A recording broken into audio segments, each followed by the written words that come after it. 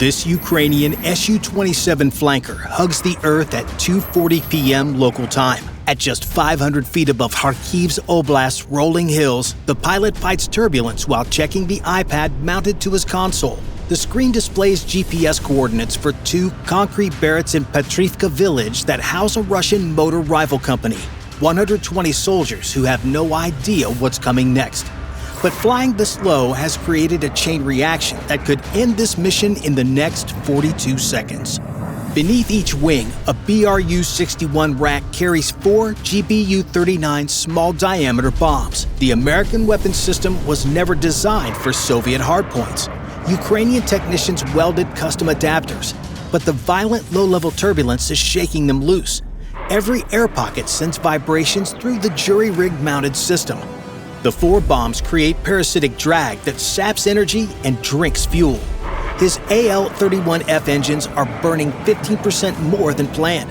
The pilot does quick math: enough fuel to reach Petrivka, release, and return. Barely. The iPad screen flickers between GPS and GLONASS satellite constellations. The competing signals create a 50-meter drift in target coordinates. Flying at 500 feet and at 450 knots, the pilot can't spare a hand to correct the error. He'll have to fix it during the climb.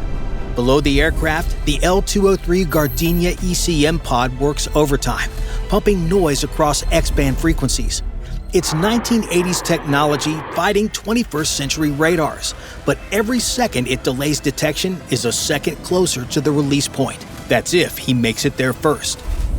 120 kilometers to the northeast, the Russian 96L6E cheeseboard radar sweeps the horizon. The 3-dimensional search radar can track targets out to 300 meters, but the pilot is using terrain masking, flying so low that hills and ground clutter hide his radar return. Every few seconds, he crests a ridge and the radar catches a glimpse.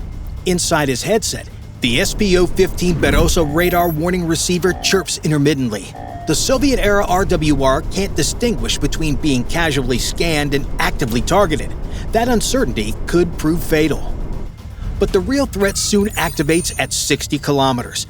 The S-400's 92N6E Gravestone fire control radar will take over from the cheeseboard. And when that happens, the pilot has seconds before a 48 N6E missile starts coming his way. His only defense is to stay below the radar horizon, but that means flying through the thick, turbulent air near the ground. 7 kilometers from the pop-up point, the pilot runs through the checklist. Master arm switch, on. Weapons status, 3 green lights. 1 flickering amber on Station 4, the known grounding issue with the Ukrainian adapter. Release parameters, loaded but need verification. The turbulence makes reading instruments like trying to write during an earthquake. At Petrivka Military Base, the duty officer monitors routine radar tracks. The cheeseboard operator reports intermittent contacts that appear and disappear, probably ground clutter or civilian traffic hugging the border. The base's Panzer S-1 point defense system sits cold, powered down for scheduled maintenance. Inside the 2 barracks buildings, soldiers are relaxing. They're 46 miles from Ukraine, deep inside Mother Russia. What could possibly reach them there? The SPO-15 suddenly shifts from intermittent chirps to a steady warble. New threat, bearing 195 degrees. An SA-21 Growler acquisition radar from Belgorod has found him during a ridge crossing. No more hiding. The pilot shoves the throttles to full power and pulls back on the stick. But those 42 seconds may be the last of his life. The pilot pulls 4.5 Gs as the Su-27 rocketed skyward at a 60-degree angle. The horizon vanishes, replaced by empty blue sky. In seconds, he trades the safety of low altitude for the vulnerability of climbing into every radar beam in western Russia. But physics demands altitude. The GBU-39s need height to reach the target. The math is simple. Reach 28,000 feet in 42 seconds. Inside the cockpit, master caution lights illuminate like a Christmas tree. The Su-27's fly-by-wire system protests the aggressive maneuver with 4 250-pound American bombs skewing the center of gravity. The aircraft wasn't designed for this. Neither was the pilot, who fights to keep breakfast down as G-forces crush him into the ejection seat. His left hand works the throttles, while his right hand grips the stick, feeling the aircraft buck and fight. The SPO-15 screams its highest warning yet. 20 kilometers behind, a 4.8 N6E surface-to-air missile rises on a pillar of flame. The weapon will climb to 35,000 feet, then dive onto its target at Mach 12. But missiles obey physics too.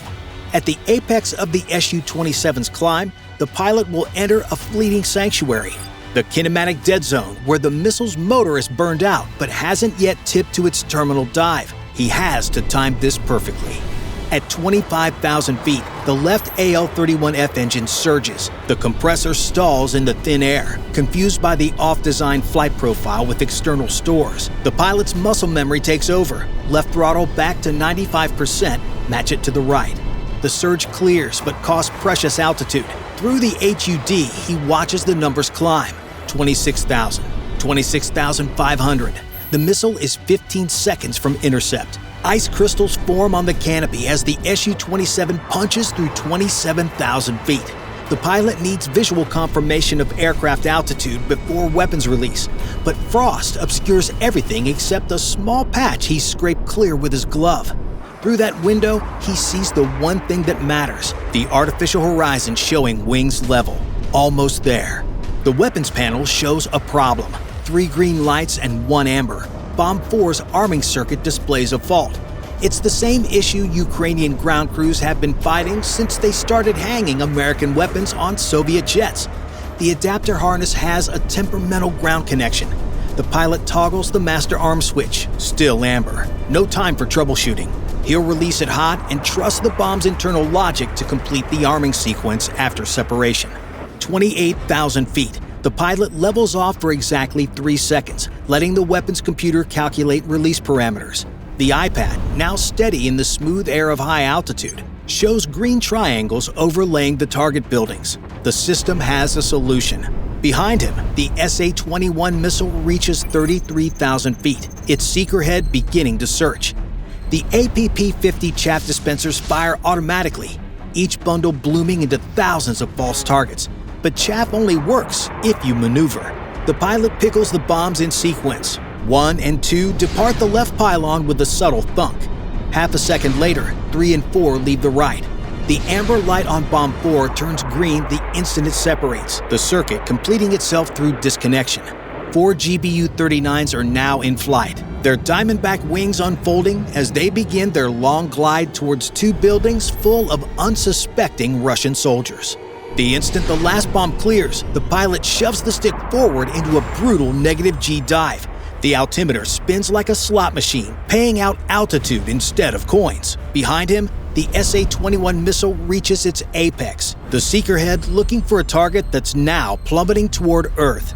By the time the missile tips over to pursue, the Su-27 is diving through 15,000 feet, already below the weapon's engagement envelope.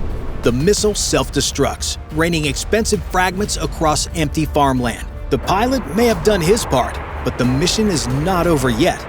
While the pilot dives for safety, 4 American smart bombs begin the deadliest game of physics ever played. The 4 small diameter bombs spread into attack formation, each one carrying 36 pounds of explosives across 46 miles of Russian airspace. The diamondback wings give them a 15-to-1 glide ratio. They'll travel 15 meters forward for every meter of altitude lost. But first, they must navigate the invisible battlefield of electronic warfare that fills the spectrum between Ukraine and their targets. 30 kilometers from Petrivka, an R-330ZH Zytel electronic warfare vehicle extends its spiral antennas. The system specifically targets GPS frequencies, flooding L1 and L2 bands with noise designed to confuse American weapons. Inside each GBU-39, the GPS receiver detects the interference and switches to the military-encrypted L5 frequency. But L5 provides less accuracy. Circular error probably increases from 3 feet to 10 feet. Against a building, that's still good enough. Against a specific room, maybe not. Bomb number 2 loses GPS entirely at 90 seconds into flight. Its backup inertial navigation system takes over, but INS accuracy degrades with time. The error is already 15 meters and growing. The bomb's flight computer runs the Kalman filter algorithm, comparing known good GPS data against its INS data. It then looks at its reported GPS position, rejecting obviously corrupted data. Without satellite updates, it's flying partially blind. A Russian Ka-52 attack helicopter rises directly into the glide path, the pilot conducting a routine patrol. He has no idea 4 precision weapons are bearing down on him at 380 miles per hour. The lead bomb's radar altimeter detects the helicopter as a collision threat. The onboard computer calculates intercept probability and commands a 5-degree course correction. The formation parts like water around a stone, passing 200 meters on either side of the oblivious helicopter. The pilot continues his patrol, never knowing he threaded a needle made of smart bombs. At 8,000 feet, the bombs hit serious weather. A 35-knot crosswind from the west tries to push them toward apartment blocks east of the military base. Each bomb's tail section contains 4 actuators controlling the deflection surfaces. They work overtime, commanding constant corrections. But the actuators max out at 15 degrees of deflection. If the wind increases, they won't be able to hold course. Bomb number 3 struggles the most, its actuators vibrating at their limits. 8 kilometers from the target, a Tor M2U radar paints the incoming bombs. The operator stares at his screen. 4 small returns, high subsonic speed, descending. His training says these are birds. The radar cross-section matches migrating geese, but geese don't fly in perfect formation at 400 miles per hour. He tags the contacts and reports them up the chain. By the time anyone processes what he's seeing, it will be too late. The electronic warfare battle intensifies. The Zytel system increases power, trying to overwhelm the bomb's GPS receivers. But the GBU-39s employ beam steering antennas that reject jamming signals. It's a digital chess match played at the speed of light. Bomb number 2 suddenly reacquires GPS lock. Its position error has grown to 30 meters, but the Kalman filter begins refining the solution, pulling it back on course. 2 minutes to impact. The bombs have descended through 5,000 feet, converging on their targets. From the ground, they're invisible, too small to see, too quiet to hear. Inside the eastern barracks, soldiers play cards and argue about football. In the western building, dinner is being served. Someone complains the borscht is cold again. At Petrivka's command post, the duty officer finally processes the Tor M2U operator's report. 4 airborne objects, characteristics matching precision-guided munitions, bearing 270, range 5 kilometers and closing. His hand slams the alert button, sirens wailing across the base. But Newton's laws don't negotiate. Objects in motion stay in motion. The bombs are coming, and all the alarms in the world won't change their trajectory. The Panzer S-1 crew chief drops his coffee and sprints to his station. The defensive system has been down for maintenance. Its computers cold, radars silent. Startup sequence requires 45 seconds minimum. He has less than 30. The 1R S-21 radar begins its rotation, searching for targets that should have been tracked 5 minutes ago. The twin 2A38M autocannons wake up angry, hydraulics screaming as 30mm barrels slew skyward. The fire control computer boots up, trying to process an impossible problem. Track 4 objects smaller than footballs, moving at 380 miles per hour, already inside the minimum range for missiles. The 5.7 E6 surface-to-air missiles in their tubes are useless. They need 1 to 2 kilometers to arm. The bombs are closing too fast. Chaos erupts Petrivka. Soldiers pour from buildings, some diving for drainage ditches, others frozen in confusion. The Panzer's radar finally acquires the targets, sort of. The 4 returns are so close together that the system can't separate them. The computer defaults to engaging the center of the formation. Both autocannons roar to life, spitting 30mm tungsten penetrators at 5,000 rounds per minute. The sky fills with metal, but the GBU-39s present a radar cross-section smaller than the system was designed to track. Cannon rounds bracket empty air, passing 30 meters behind the lead bomb. At 500 feet altitude, bomb number 3 finally wins its battle with wind shear. A pocket of stable air lets the control surfaces bite, pulling it back on course.